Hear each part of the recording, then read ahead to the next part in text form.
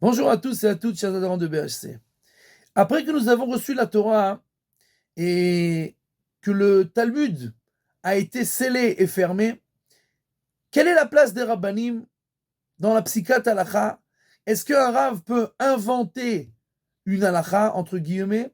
Est-ce qu'un rave peut dire ce qu'il pense de l'intérieur de son ventre sans donner de référence ou de source, puisqu'on parle de Torah orale, et donc à première vue, les rabbanim ont leur place pour dire ce qu'ils veulent.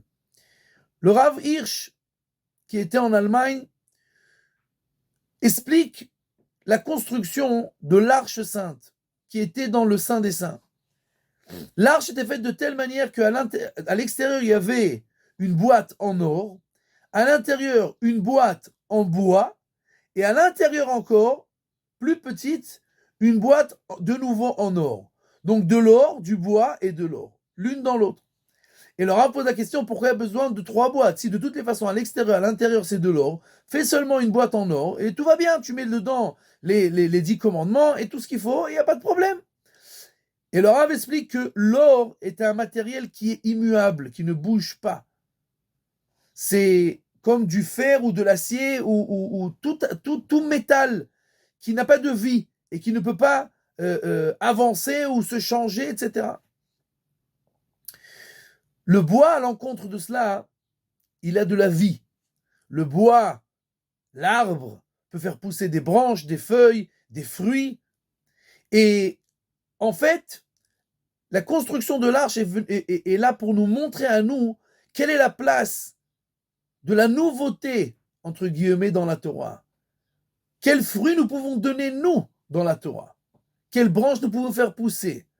Alors, il faut savoir que il y a des limites en or des deux côtés.